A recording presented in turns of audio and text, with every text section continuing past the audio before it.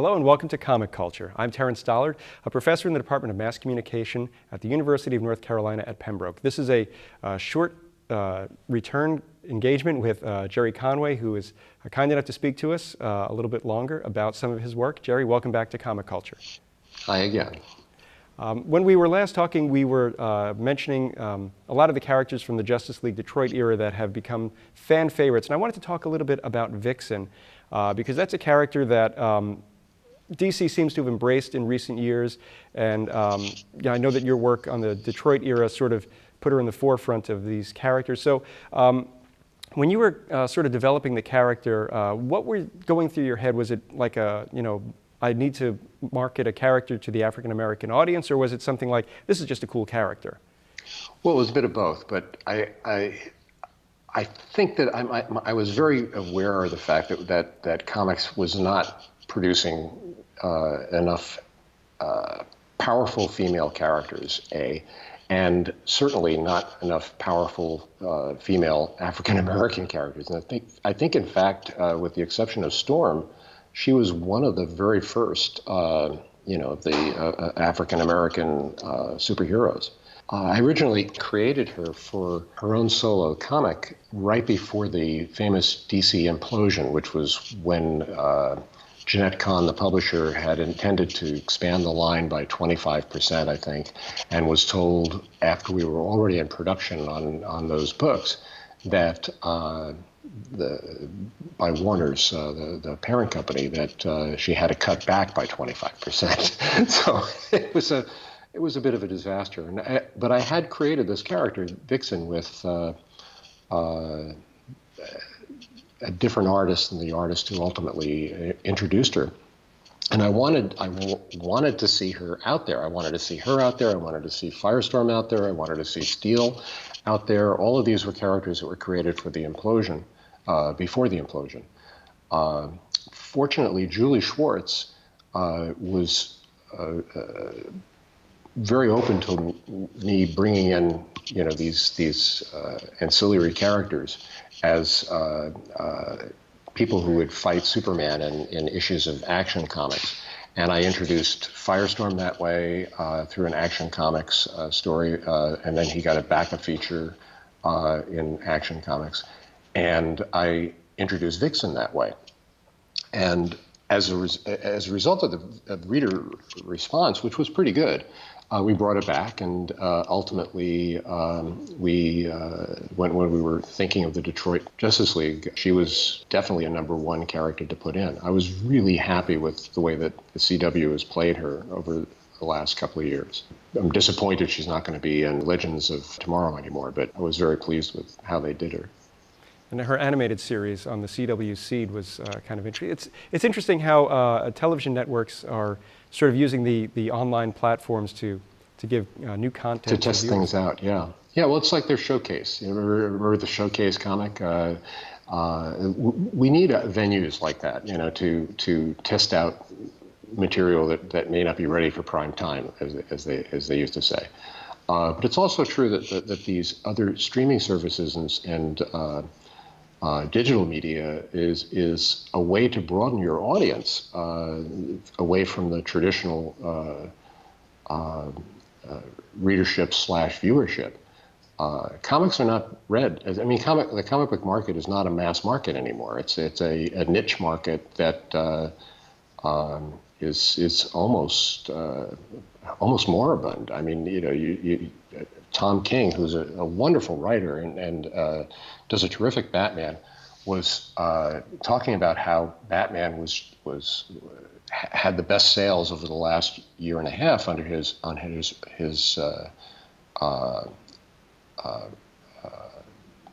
writing, and it's great. I think it's great, but the best sales were 100,000 copies, which in a country of 300 million people is not even a percentage.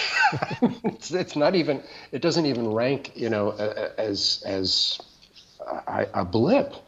And Tom King can be doing wonderful, wonderful work and influencing storylines that will appear on, TV series, but his work is not being read by a large mass audience.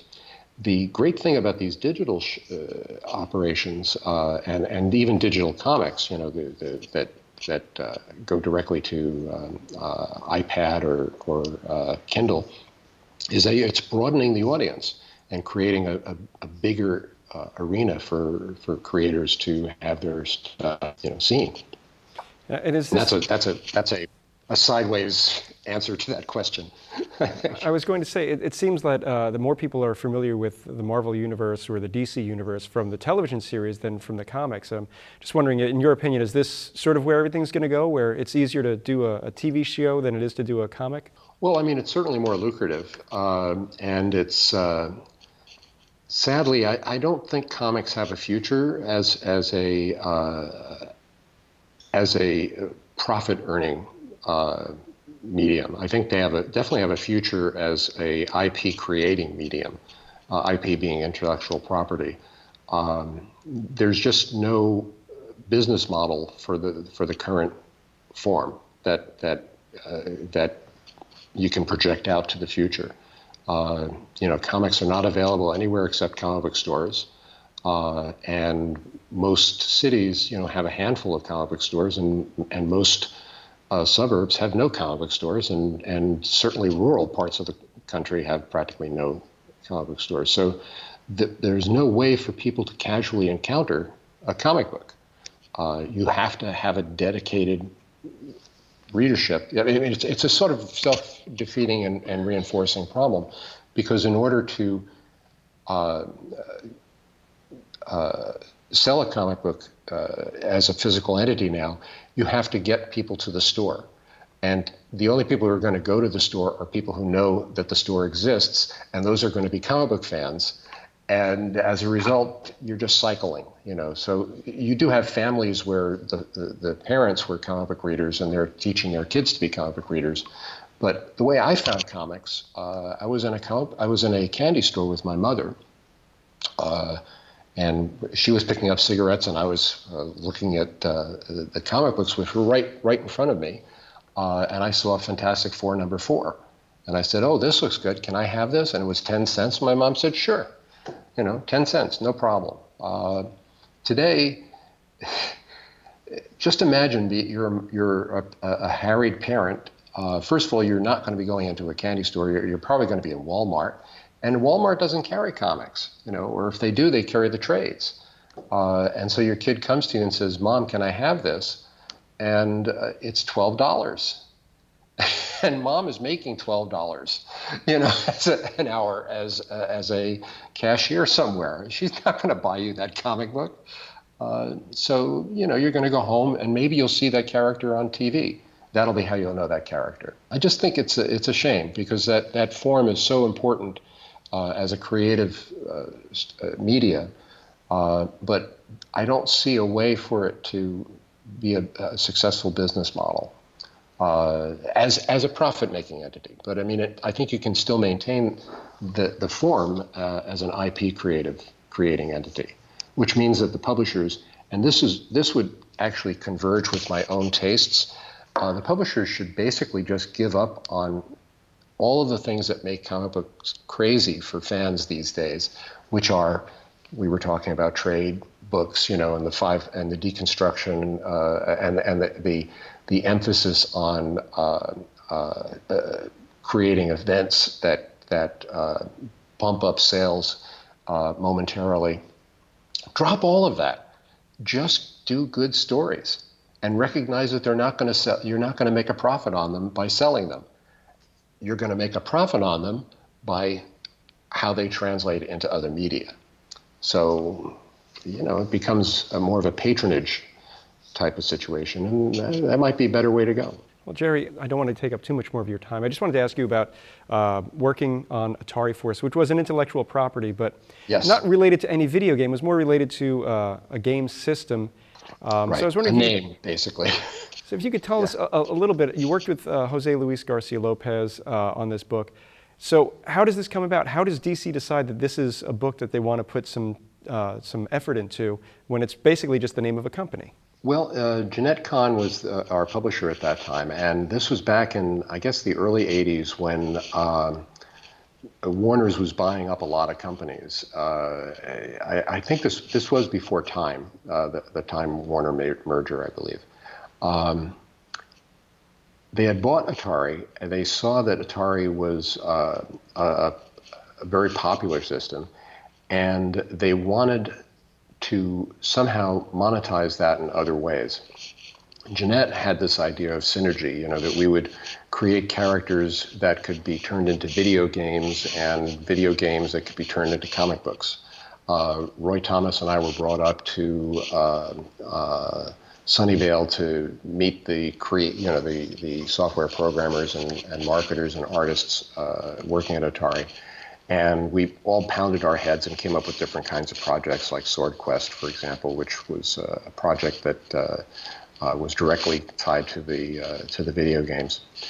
But one thing that we had done this little booklet that called Atari Force, which was designed to just be a giveaway with the video games. But Jeanette liked the name. She said, this is a good name, and we could make a regular book out of this. But when we were talking about it, and I came to New York to plan the book, I said, I don't think we should just do this as like a Star Trek ripoff, a group of scientists and space travelers and all of that.